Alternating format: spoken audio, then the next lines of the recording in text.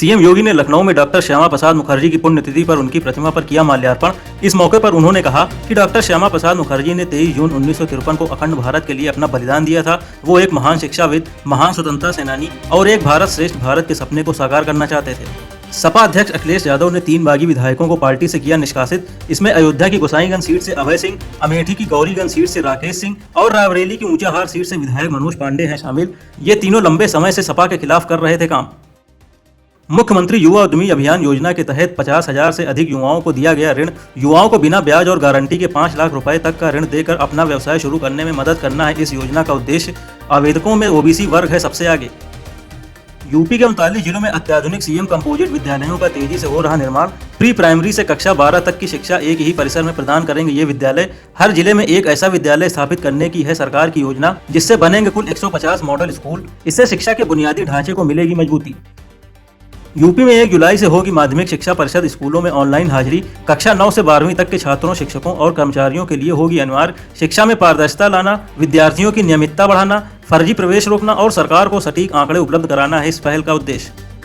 भाजपा की mock parliament का शुभारंभ करेंगे सीएम योगी। 25 जून को कानपुर में वर्चुअली करेंगे कार्यक्रम का शुभारंभ। आयोजन को लेकर कानपुर बुंदेलखंड क्षेत्रीय अध्यक्ष ने तैयारियों को लेकर की बैठक। आपातकाल की 50वीं बरसी पर सभी संगठनात्मक जिलों में जनता को आपातकाल के काले अध्याय की दी जाएगी जानकारी।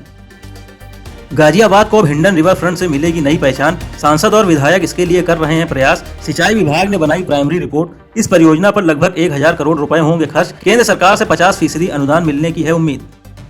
वाराणसी गोरखपुर 4 लेन से बलिया जाने वाली सड़क को अब 17 मीटर तक किया जाएगा चौड़ा, जिससे गाजीपुर के कई इलाकों में जाम से मिलेगी निजात। लोक निर्माण विभाग को सौंपी गई जिम्मेदारी। सड़क के दोनों तरफ की सरकारी जमीन को कराया जाएगा खाली। राम मंदिर परिसर में श्रृंगार पूजन एवं भोग व्यवस्था के लिए होगी नए अर्चकों की नियुक्ति। 26 जून से 30 जून तक किए जा सकेंगे आवेदन। 20 से 30 साल के बीच होनी चाहिए आवेदक की आयु। गुरुकुल की शिक्षा है अनिवार्य। अयोध्या परिक्षेत्र के लोगों को दी जाएगी वरीयता। नोएडा के एमिटी यूनिवर्सिटी में कुलपतियों के 2 दिवसीय सम्मेलन में पहुंचे उपराष्ट्रपति जगदीप धनखड़। कार्यक्रम को संबोधित करते हुए उन्होंने कहा, वाइस चांसलर भारत के भविष्य निर्माता हैं। एजुकेशन देश में समानता लाती है, डेमोक्रेसी को प्राण देती है, देश का निर्माण करती है। यूपी की बेटी विद्यावती को मिला ऑस्ट्रेलिया में शोध का मौका। ऑस्ट्रेलिया की वेस्टर्न सिडनी यूनिवर्सिटी में ड्यूल डॉक्टरेट प्रोग्राम में किया गया चयनित। वर्तमान में पंतनगर के कृषि व्यवसाय प्रबंधन महाविद्यालय में पीएचडी कर रही हैं विद्यावती।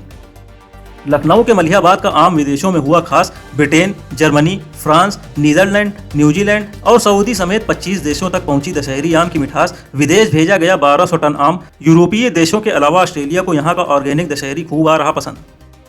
लखनऊ में हमसफर ट्रेन को पलटाने की साजिश। मल्हौर स्टेशन के पास ट्रैक पर रखी मिली लोहे की होल्डिंग। लोको पायलट ने इमरजेंसी ब्रेक लगाकर रोकी ट्रेन। सूचना पर मौके पर पहुंचे आरपीएफ, सिविल पुलिस और रेलवे अफसरों ने शुरू की जांच। पुलिस के साथ मिलकर साजिशकर्ता को ढूंढने में जुटी आरपीएफ। लखनऊ में त्योहारों को लेकर पीस कमेटी की बैठक। डीजीपी साउथ की अध्यक्षता में 10 थानों के प्रतिनिधि हुए शामिल। बैठक में आगामी त्योहारों के दौरान शांति व्यवस्था बनाए रखने के लिए हुई चर्चा। साथ ही अन्य महत्वपूर्ण मुद्दों पर भी किया गया विचार विमर्श।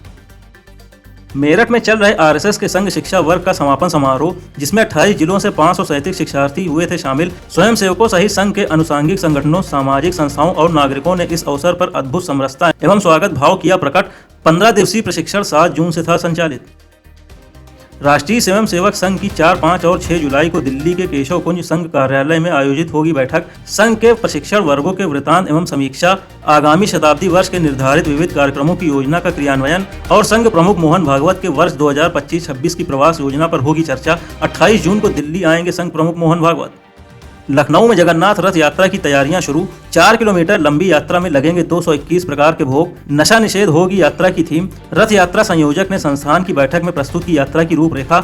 यात्रा अमर शहीद पंडित राम प्रसाद बिस्मिल पार्क से प्रारंभ होकर श्री घंटेश्वर शनिदेव मंदिर पर होगी समाप्त। जालौन में 10 लाख रुपए दहेज के लिए पति ने पत्नी को छत से दिया धक्का। सूचना पाकर मौके पर पहुंचे महिला के परिजनों ने पीड़िता को अस्पताल में कराया भर्ती। महिला को आई गंभीर चोटें। उरई कोतवाली क्षेत्र के तिलक नगर का है ये मामला। यूपी एसटीएफ ने गैंगस्टर एक्ट में फरार चल रहे 50,000 के इनामी बदमाश महमूद खां को प्रतापगढ़ से किया गिरफ्तार। संगठित गिरोह के साथ ट्रक लूट और वाहन चोरी जैसी वारदातों में शामिल रहा है महमूद। उसने बताया कि उसके संगठित गिरोह में कई अपराधी हैं शामिल। ट्रकों की चोरी और लूट जैसी घटनाओं को अंजाम देता था ये गिरोह। भारत ने तेंदुलकर एंडरसन ट्रॉफी के पहले टेस्ट में इंग्लैंड के खिलाफ 122 रन की बढ़त की हासिल। मैच के चौथे दिन सोमवार को खेला जा रहा पहला सेशन। भारतीय टीम ने दूसरी पारी में 3 विकेट खोकर बनाए 116 रन। क्रीज पर है केएल राहुल और ऋषभ पंत की जोड़ी। केएल राहुल बना चुके हैं 50।